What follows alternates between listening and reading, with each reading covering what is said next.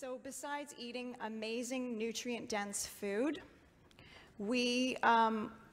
it's also important to take care of our teeth from the external level. I mean, the real heart of it is in the core. And I believed if we all had super health and we had generations of healthy parents, that on one level we'd hardly have to brush our teeth and we would have no cavities.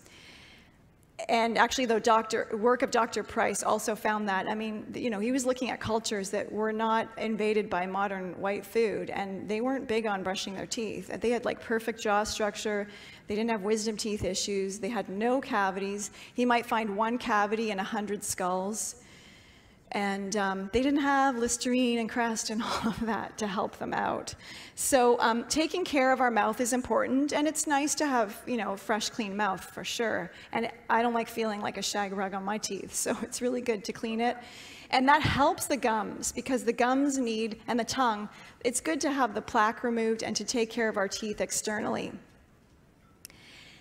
But because the teeth and the gums and the tongue and everything about our mouths is living tissue, it's a good idea to approach the care of our teeth differently than we would, say, scrubbing countertops. And if we're buying oral care products from the maybe harmful if swallowed section at the drugstore, we are going to be brushing chemicals into our bloodstream. We are going to be decomposing collagen. We will be disturbing the microflora of our entire digestive system, and we will be hindering the hormones. So we have lots of alternatives, and we can really take care of our mouths and take care of our molars with the molecular matter of phytonutrients, and we can brush with botanicals. Brushing with botanicals like neem, cardamom, clove, cinnamon, mastic, peppermint. Not only are they totally ancient ways to take care of the teeth and the digestive system, they activate the hypothalamus. They enhance parotid gland secretions. They get digestive juices flowing. So you got one extreme or the other. So the mint doesn't just freshen breath. It's going in there to stimulate digestive juices and stimulate the hypothalamus.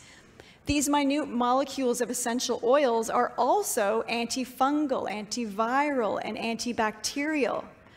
And their lipid nature is able to penetrate the oral mucosa, penetrate the tongue, and go in and communicate and stimulate the lymphatic vessels and the capillaries, which is way better than Crest with its sodium lauryl sulfate that causes receding gums and bleeding gums. We are understanding that the mouth is a portal to the body and the inner altar of the brain. So when we brush with things like these botanicals, they go they're going up to the hypothalamus through the nasal bulb and through the soft palate, and they're able to communicate and stimulate the hypothalamus, the parathyroid, the thyroid, and the parotid gland.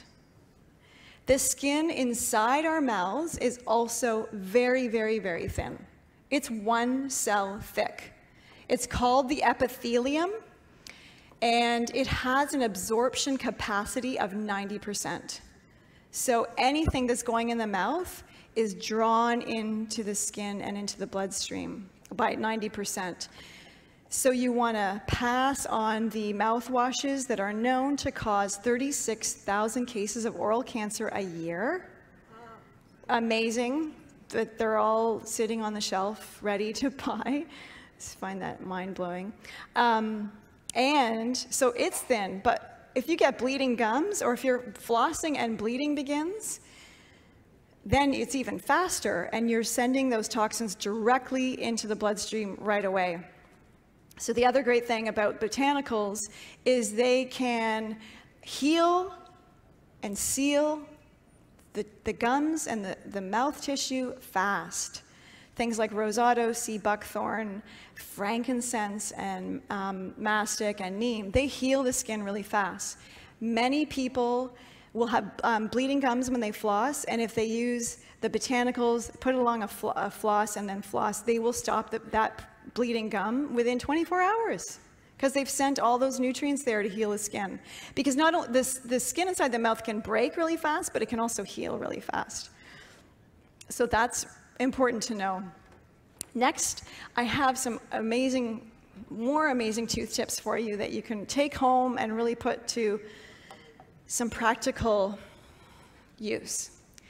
So first of all, we want to eliminate all of the hypothalamic parotid suppressors, which is fluoride, chemicals, medication if you can, antibiotics, gluten, anything that's disrupting the digestive system, anything that's making excess insulin. You want to normalize blood sugar.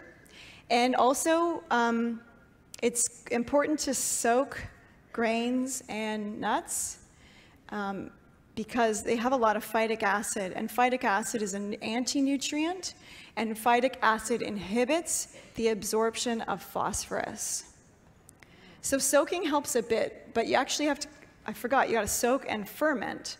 And that's really what all ancient cultures did when they were making any grain or nut thing. They were generally soaking and fermenting. The fermenting further removes the phytic acid. So that's important on a dietary level. And of course, when we ingest food, right away, food is coalescing with our saliva and enzymes and the bacteria in our mouth, and then we're swallowing that and putting it into the stomach.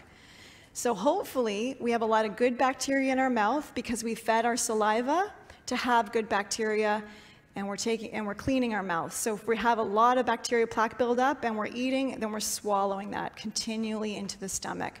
And if we have fungus in our bodies, it's a bit of an endless cycle, because if there's fungus or candida, that will also show up in the mouth, and then we keep swallowing that. There are some new probiotic gum things on the market, which is fine, but I really feel like it's about eating fermented foods and taking probiotics. And then if you feel like it, you could add a little bit of a powdered probiotic to your paste or to your oral care protocol. I don't think you need the gums. And the other thing is amino acids. If we don't get enough amino acids, then we don't have enough to build collagen, because making collagen is pretty complex for the body to do, so we need extra amino acids so that the body has amino acids left over to make the collagen. We want to eat things mineral rich. If we don't get enough minerals in our diet, again, the minerals will be taken from the teeth to go to more important organs. So that's also very important. We talked a little bit about the fat-soluble vitamins, and those three have such a synergy for working together and for creating dentin. The vitamin K2 kind of makes the A and D come alive. And the K2 activates the osteocalcin to then bring that calcium and phosphorus into the bones. And once that's been activated, the fat-soluble vitamins help the dentine to lay down a nice glassy finish where there was once a cavity. So those are very key for keeping the teeth strong or reversing cavities. What also is cool is gargling and swishing with things that are mineral rich. So salt, baking soda is alkalinizing. You can totally make your own mouthwash, add some essential oils, swish it very vigorously, spit it out. You can make packs. We're passing around an ozonated healthy gumdrops.